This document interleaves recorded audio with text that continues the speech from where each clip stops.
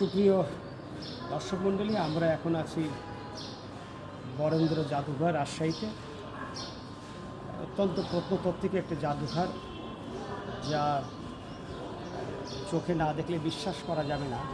এখানকার জাদুঘরের মধ্যে মানে শত শত শতাব্দীর প্রত্নতত্ত্ব এখানে সংরক্ষিত আছে।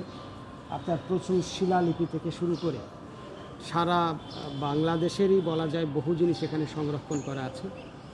এবং ভেতরে আপনারা যারা আসবেন দেখতে পাবেন বাংলাদেশের ইতিহাস, ঐতিহ্য, সংস্কৃতি নিয়ে এখানে অনেক কিছু দেখার আছে। শুধু তাই নয়, এই সংস্কৃতিতে বাংলাদেশের ছেলেমেয়েরা তো প্রবৃদ্ধি তো হবেই, শুধু তাই নয়, এখানকার দেখার পরে এটা রিসার্চ একটা সেন্টার আছে, যেখানে এখানকার বিশ্ববিদ্যালয়ের ছেলেমেয়েরা যারা এখানে রিসার্চ করে অর্থাৎ গবেষণা করে তাদের জন্য এখানে অত্যন্ত ভালো ভালো জিনিস আছে এবং গবেষণার অসংখ্য হাজার হাজার বই আছে।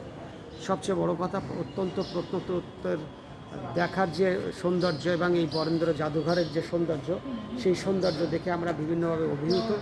শুধু তাই নয়, এত প্রাচীন যেসব মুদ্রা দেখা গেছে, মোগল আমলের সেই স্বর্ণ মুদ্রা, রৌপ্য মুদ্রা এবং সেই আমলের ব্যবহৃত জিনিসপত্র, তৈজসপত্র থেকে শুরু করে আরও নানাবিধ জিনিস যা দেখা গেছে, তা অত্যন্ত স্মৃতিবহ এবং অত্যন্ত মানে শিক্ষণীয়।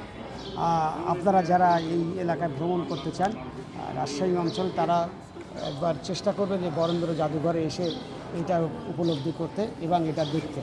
কারণ বরেন্দ্র জাদুঘরে দেখলেই বাংলাদেশের ইতিহাস, ঐতিহ্য এবং সংস্কৃতি সম্পর্কে একটা ব্যাপক ধারণা পাওয়া যায়। ধন্যবাদ।